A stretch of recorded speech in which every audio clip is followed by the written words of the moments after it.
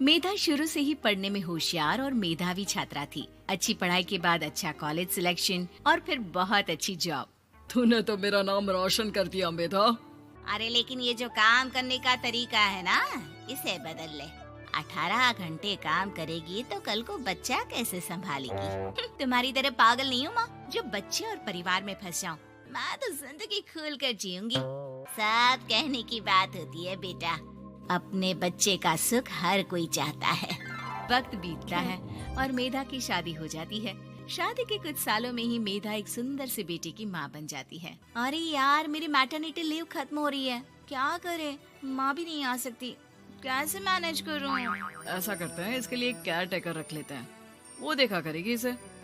मेधा को पति की बात जंच जाती है और वो केयर टेकर की तलाश शुरू कर देती है। एक दिन उन लोगों के घर एक महिला आती है जो दिखने में पढ़ी लिखी लगती है।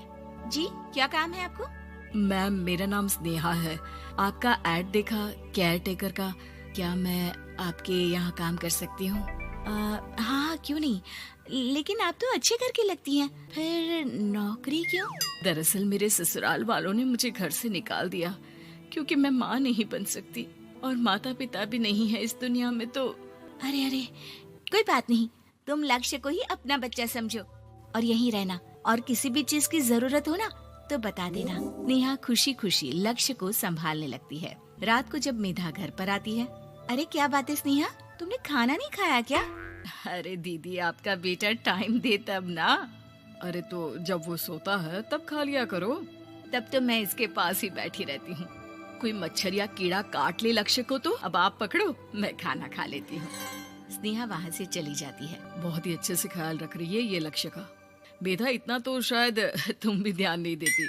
मेधा को पति की बात बुरी तो लगती है लेकिन कुछ नहीं कहती। धीरे धीरे स्नेहा मेधा और उसके पति के साथ बाहर भी जाने लगी। सुनो, स्नेहा को भी बाजार ले चलते हैं, वो क्या है ना, लक्ष्य को देख लेगी जब तक मैं शॉपिंग कर लूंगी। हाँ चलो, वैसे मैं चाह रहा था कि लक्ष्य को लेकर हम दोनों ही चलते।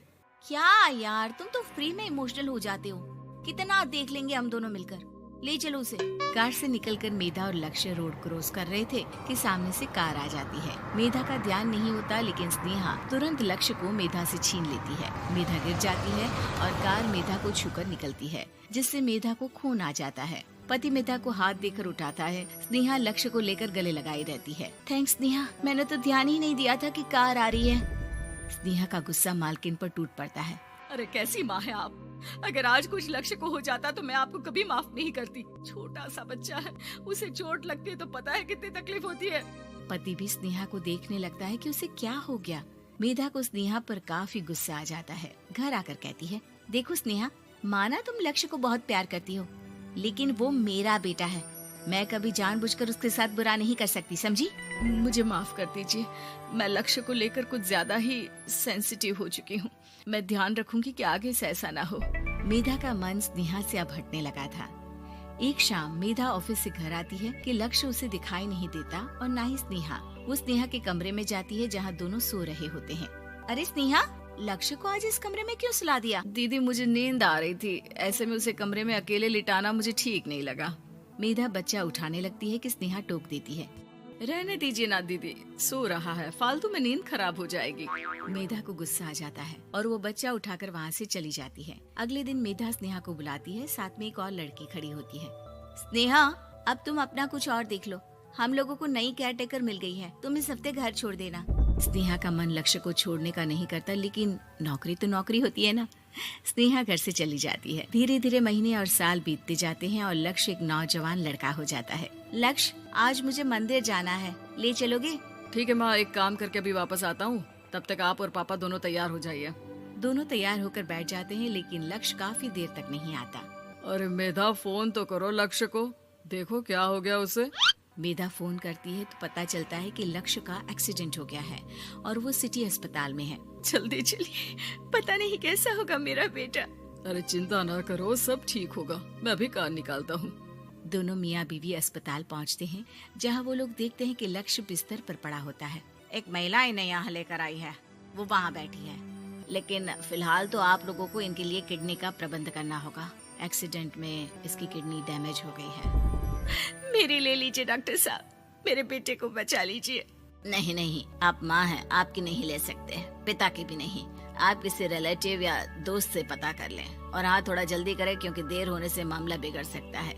मेधा बैठकर रोने लगती है कि वहाँ डॉक्टर आ जाते हैं। जिस औरत ने आपके बेटे को यहाँ भर्ती कराया था वो अपनी किडनी आपके बेटे को देना चाहती है। कौन है वो? कहाँ है वो?